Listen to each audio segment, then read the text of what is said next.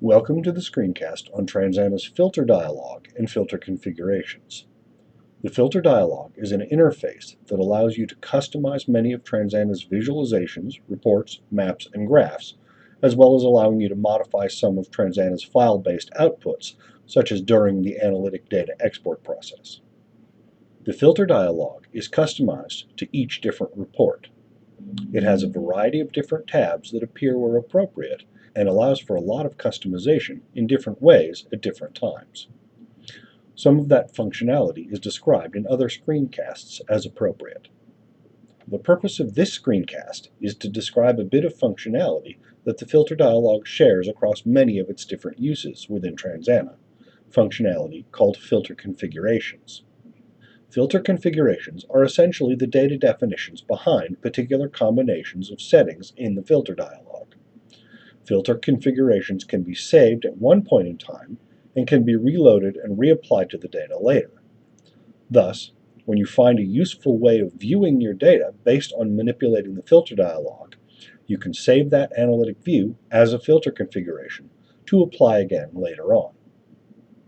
Your data may change as you proceed with your analysis, but the filter configuration allows you to develop an analytic view of your data now, which you can apply to the changed data later. Let's look at an example. Here's an episode keyword map for some video game data I analyzed.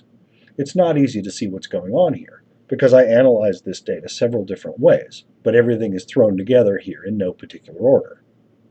But let me load one of the filter configurations I created to make sense of this data.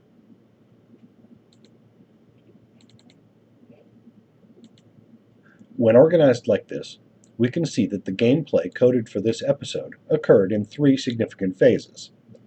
The top two lines show that our observed video game player switched from the red team to the blue team about a third of the way through the gaming session.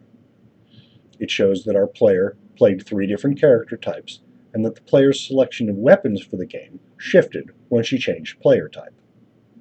It took a little work to develop this particular view of the data, which proved to be very helpful in making sense out of the fast-moving gameplay data for that session. Because I saved it as a filter configuration, it now takes just a couple of clicks to restore this view for later re-examination. So let's go through the process of creating a filter configuration. I'll open the episode keyword map that we used for the keyword map screencast as an example, but please note that this procedure works essentially the same way with the filter dialog in most places where the filter dialog is available. I'll open the filter dialog.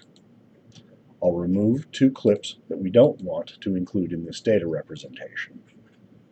I'll remove the one snapshot from this report, and I'll reorganize the keywords and remove a few of them from this data representation.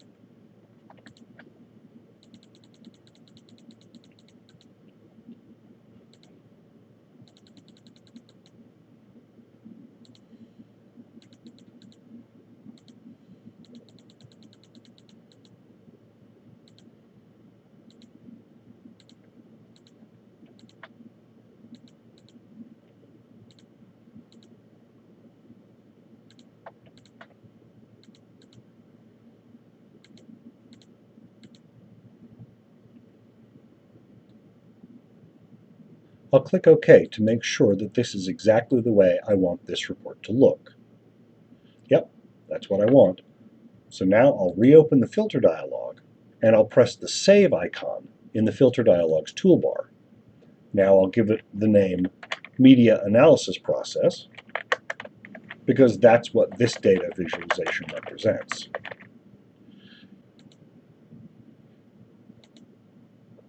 We can see in the keyword map header that a saved filter configuration has been applied to the data. Now I'll close the keyword map.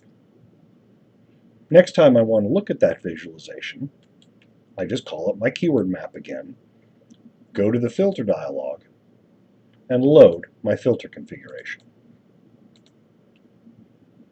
You can see that Transana has loaded the details of the filter dialog as it was when I saved the configuration and has applied that filter to the data. Please note that if the data has changed since you saved the configuration, it may require some work on your part to apply the filter to the new data. Transana will display all new data added since the configuration was saved. If you make changes that you want preserved, you should resave the filter configuration. One further note: if you name your configuration default, Transana recognizes that as an indication that you want that filter applied automatically the next time you request that report. While default isn't a very good name for a filter configuration in the long run, it can be very convenient when you're in the middle of analyzing data or preparing a report when that preparation requires some degree of fiddling with your data to get things represented exactly the way you want. In essence, a saved filter configuration represents a particular analytic view of your data, operationalized through one of Transana's reports, customized with a particular filter.